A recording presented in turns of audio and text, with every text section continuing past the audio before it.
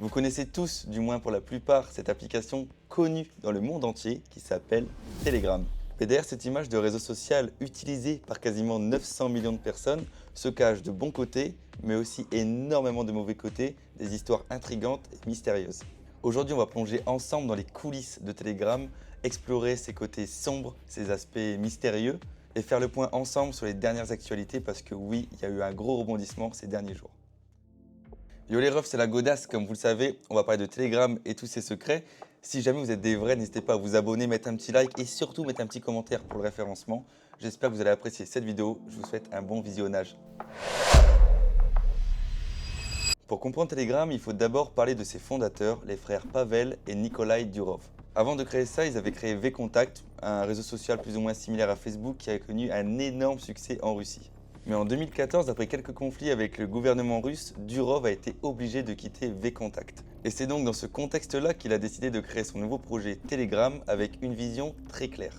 Il voulait donc créer une plateforme de communication sécurisée, totalement indépendante des entreprises mais aussi des gouvernements.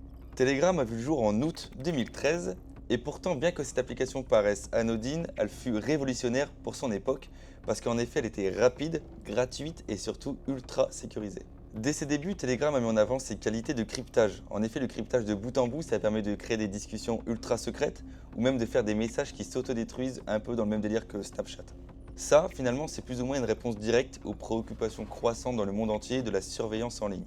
Particulièrement après les révélations frappantes d'Edward Snowden après la surveillance de masse de la NSA et de la CIA.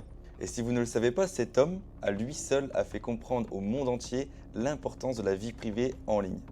Si son histoire vous intéresse, sachez vraiment qu'elle est remplie de péripéties. Faites-le moi savoir en commentaire ou sur les réseaux. Peut-être, je dis bien peut-être, qu'on l'abordera dans une prochaine vidéo. Rapidement, Telegram a attiré l'attention de tous les utilisateurs soucieux de leur vie privée. Ses fonctionnalités comme les discussions secrètes dont je vous parlais, le stockage dans le cloud ou même le partage de fichiers sans limite ont totalement fait mouche. Tout le monde le sait aujourd'hui, c'est quand même devenu une application quasiment incontournable et surtout dans les contextes de crise actuels. On pense aujourd'hui alors par exemple au conflit entre l'Ukraine et la Russie. Telegram est alors utilisé pour faire de la propagande, organiser des attaques ou tout simplement pour des mouvements de protestation. Et tout ça à l'abri de regards indiscrets ou tout simplement du gouvernement en place. Je vous invite donc à jeter un petit coup d'œil sur la chaîne YouTube de Charles Villa, vous le connaissez très sûrement, il fait énormément de vidéos, c'est un reporter journaliste indépendant, il bosse également pour Brut, mais il explique très clairement et parfaitement ce sujet. Ce conflit n'est évidemment pas le seul à avoir été mis sous le feu des projecteurs via Telegram, mais je pense que tout le monde connaît cette musique grâce à TikTok.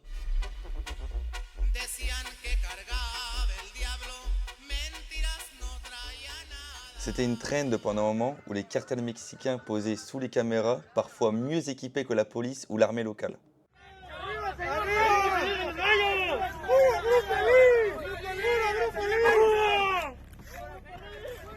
Mais plus sombre encore une fois avec cette musique, on voit parfois certaines vidéos des cartels avec leurs ennemis parfois morts, parfois vivants, agenouillés, pétrifiés de peur ou pour certains mutilés. Pour rester sur les cartels, Telegram est devenu un réel atout pour eux, vous le savez peut-être, mais dans certains pays comme le Mexique, la corruption policière est énorme. On va prendre comme exemple les Halcones, c'est une branche plus ou moins du cartel des Jalisco. Et cette branche-là du cartel sont en gros les espions. Grâce aux agents de police corrompus, ils obtiennent des informations qu'ils transmettent directement dans les canaux Telegram afin d'informer tout le cartel. Grâce à ça, les membres de Jalisco peuvent alors soit s'échapper très rapidement avant que la police arrive, ou même organiser des embuscades. Grâce à tout ça, ils peuvent donc savoir s'il y a des opérations de police en cours, s'il y a des contrôles dans le coin ou même des patrouilles qui se baladent en ville. A contrario, certains policiers mexicains, droit dans leurs bottes, essayent d'infiltrer ces réseaux, non pas pour donner des informations, mais au contraire pour en récupérer afin de pouvoir démonter ce cartel. Le problème dans tout ça, c'est qu'en seulement quelques clics, le canal Telegram est supprimé, puis ils en recréent un autre avec des membres de confiance. Vous le comprenez donc, c'est un jeu sans fin, et à ce stade-là de la partie, les seuls gagnants dans l'histoire, c'est encore une fois les cartels. Ce qu'il faut retenir aujourd'hui, c'est que malgré toutes les pressions exercées par certains pays pour faire bloquer ou disparaître l'application de leur région, elle continue son expansion mondiale et il y a de plus en plus de personnes chaque jour dessus. Et c'est donc une nouvelle fois pour Telegram une preuve de solidité, de respect de la vie privée, mais aussi de sécurité. Et pour mieux comprendre les nouvelles de ces derniers jours, on va continuer à plonger un petit peu plus dans les histoires sombres de Telegram. Mais ce n'est pas tout, parce que Telegram est aussi accusé d'être le refuge de certains groupes extrémistes ou criminels.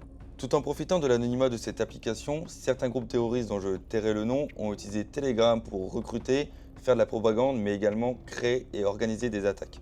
De plus, les marchés noirs en ligne et les trafics illégaux comme la drogue et les armes ont trouvé en Telegram un terrain fertile, et ça partout dans le monde et même en France. Malgré les efforts mis en place par Telegram pour contrôler tout ce qui s'y passe et modérer tous les contenus illicites, elle reste vivement critiquée parce qu'en fait elle est totalement incapable de contrôler tout ce qui se passe sur les milliers, voire même les millions de canaux existants.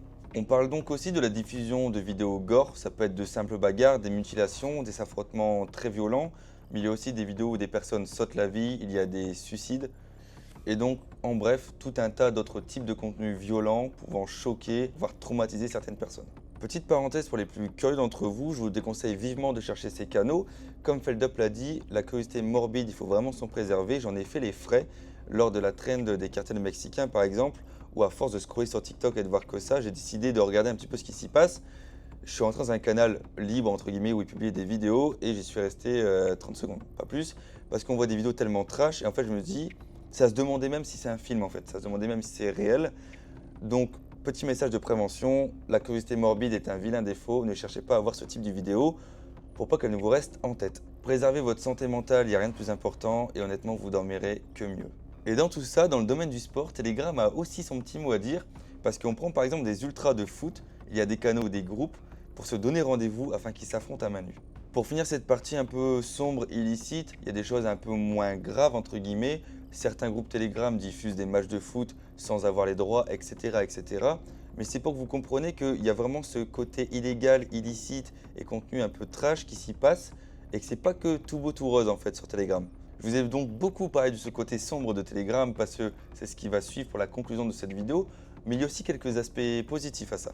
Je vais par exemple vous citer deux exemples. Revenons à l'Ukraine. Ils ont énormément utilisé Telegram pour donner des informations vitales.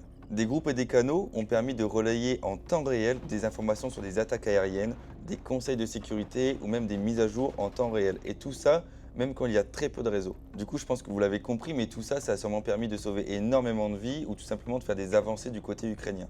Un autre exemple, mais tout aussi intéressant, en 2020, pendant les manifestations de Hong Kong, énormément de manifestants ont utilisé Telegram afin de pouvoir se rassembler tous ensemble.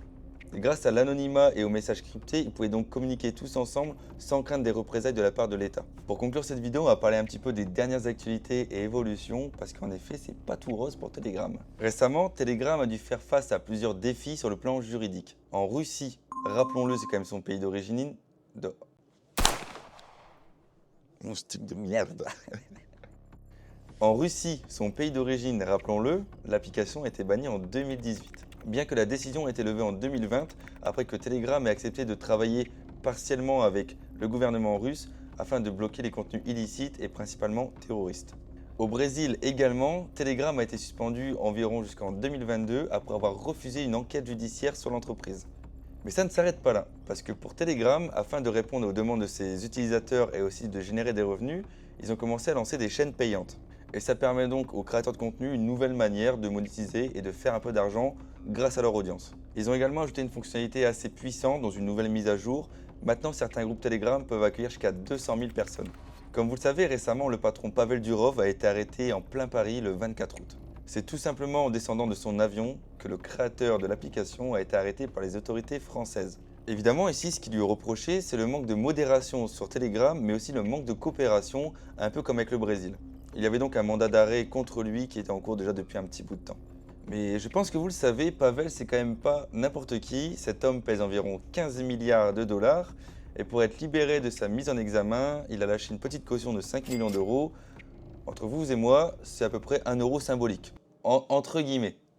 Il est donc aujourd'hui sous contrôle judiciaire et a interdiction de quitter le territoire français. Pour résumer tout ça, Telegram, c'est quand même une application qui est née dans l'idée de défendre la vie privée de chacun à tout prix. Elle a su conquérir absolument le monde entier grâce à ses fonctionnalités uniques, ses choses révolutionnaires, mais également elle a su se faire connaître pour ses dramas sans fin, ses pressions politiques et tout ce qui l'entoure.